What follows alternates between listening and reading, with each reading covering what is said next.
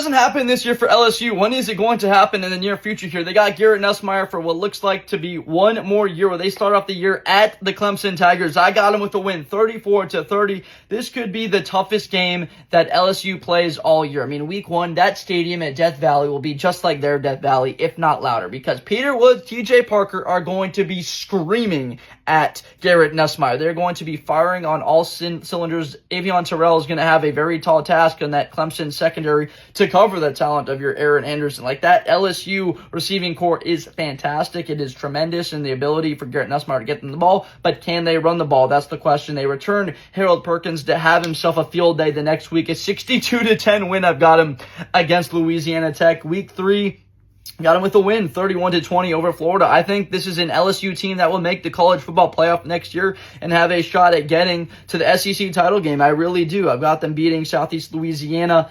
43-6. They, beat Florida, who was a 15th team in my rankings. Blisswood Blender rankings for next year. At Ole Miss, Austin Simmons obviously will prove tricky, 28-34 against Lane Kiffin. On the road, playing them, my goodness, this is going to be an incredible environment. Obviously, we know about that game, that Kyron Lacey touchdown against Ole Miss last year, an absolute classic. Rest in peace, obviously.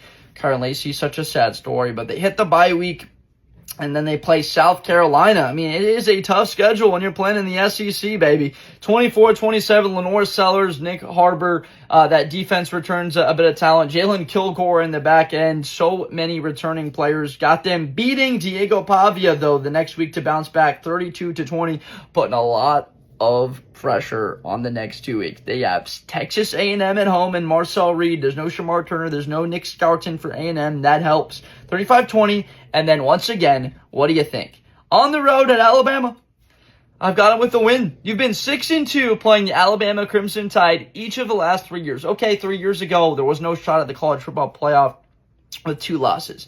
But the last couple of years, though, you've been playing Alabama with a chance, and it has just gone the wrong way. 8 rushing touchdowns for Jalen Milroe the last 2 years. I got him with the win, though. Garrett Nussmeier leans on his talent.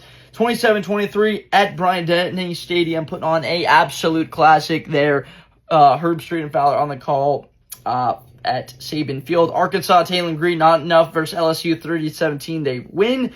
Western Kentucky, they win 51-10, which sets up a chance, maybe a win, and in at Oklahoma, have them losing 34-31 with John Mateer coming up with a little bit of the too much of the goods, but big wins like at Alabama, being able to beat Clemson, get them into the college football playoff. What do you think? Is LSU a college football playoff team in 2025? Let me know down below, or if you disagree.